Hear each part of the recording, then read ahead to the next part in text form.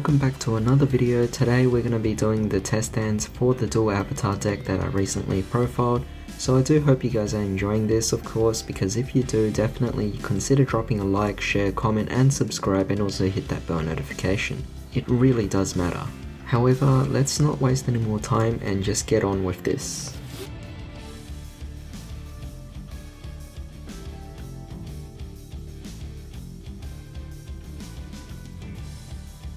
Alright, so here's a nice opening hand.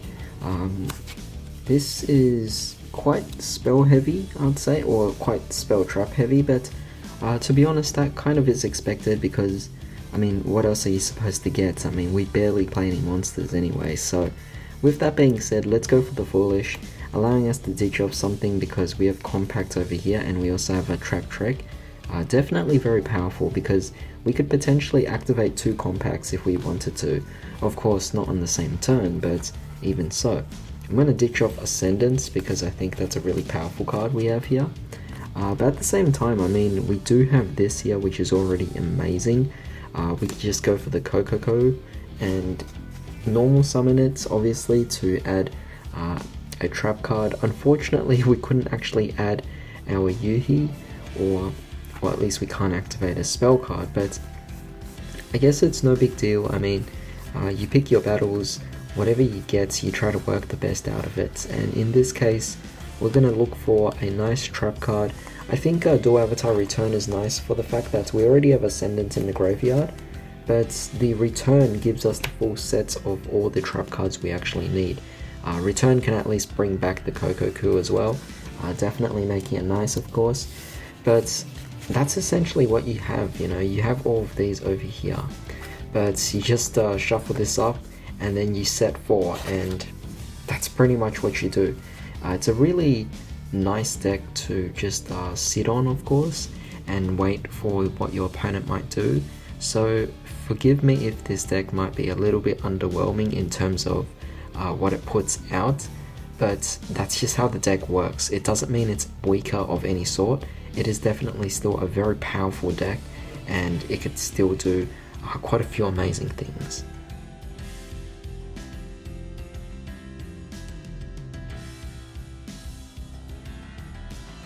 Alright, so we see here a few double ups, which is unfortunate because obviously they're hard once per turns, but I think we could still work with this. We have here our Perfect Sync, which would allow us to activate or add our Yuhi. We can normal summon our Yuhi. Perfect Sync activates, allowing us to bring out a token. We can use Yuhi's effect, destroy the token, which is a dual avatar monster, and of course we could add a spell. I'm going to add here the dual avatar invitation. We're going to activate it, and given that we have 2 cards anyway, may as well get rid of 1 extra one. So in this case, I'll get rid of the Ash, and we're going to summon out 4 tokens. Let me just get the so-called tokens out. There we go, 4 tokens. You basically just max it out onto your field, really amazing, and you're locked out into just fusion summons for the rest of the turn. But that's not really much of a downside because its following effect allows you to actually go for 2 fusion summons of a dual avatar monster. So very powerful, definitely very nice. But as you can see here, you do have a follow-up of Perfect Sync, allowing you to add your Coco for your following turn, which is definitely nice. Otherwise, if you need to replay your plays again, you could always add Yuhi once more. But of course, you have Ash, and you also have the Ascendant, which you could set right here. But now we can go for our 2 summons. So take 2 of your tokens, fuse it, and the first one you want to go for is the Yugioh.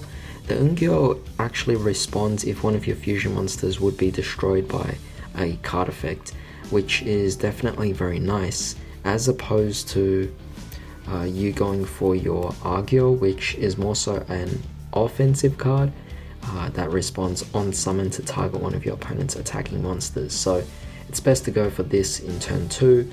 Yugioh is much better for turn 1. But of course, there is one other card we could go for. We take the Yuhi as well as 2 of the tokens that we had, and we're just simply going to go for a summon of our Yugioh. So this is definitely really nice because obviously Yugioh has the ability to negate a spell or trap that might potentially target one of your cards.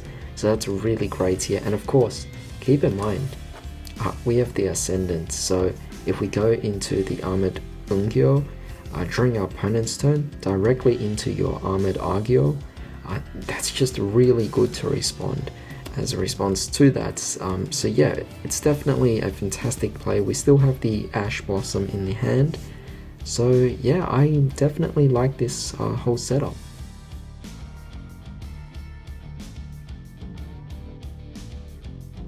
Alright, so we have quite a powerful hand over here. We have, let's see, so you've got to play this correctly. We're going to start off with the Perfect Synced.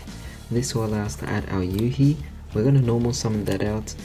Perfect Synced allows us to bring out a token, but we'll destroy that token using Yuhi's effect, of course. And this will in turn allow us to add a spell card. So in this case, I'm going to add the Defeating Evil. And that would be a very nice card, of course. We're going to also activate the Foolish Burial Goods, allowing us to ditch off one card to the grave. I'm going to ditch off maybe, we'll go for Ascendance. That's obviously the great choice over here. But aside from that, what else are we going to do? Well, we do have Trap Trick, but we'll come back to that later. We're going to go for the Invitation, discarding one card. I'm going to discard the Defeating Evil. Kind of scares off the opponents because you have your Trap Trick, right? So if your opponent's not careful, one of these two cards could be activated to respond to whatever plays they make, which is definitely very scary, of course. However, with Invitation, we get out our 4 tokens once more. And then of course we go for our Fusion Summons. So I'm going to take the 2 again. Keep in mind, because we are going first, it is ideal for us to go for what we really need to. So in this case, we have to go for the Empowered Kongyo as well as our Armored Yugioh. They both make the deck really amazing, just as a great starting off card. And of course, we have our Ash to respond and the Trap Trick to potentially go for one of these 2 in the graveyard as well. Because if you activate this, you can go for your Compact, and Compact will then in turn activate one of those 2. So plenty of response, a really nice setup as always.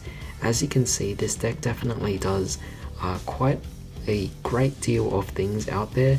Yes, it doesn't combo off as crazily as a lot of other decks out there, but even so, it does a really efficient job of what it does.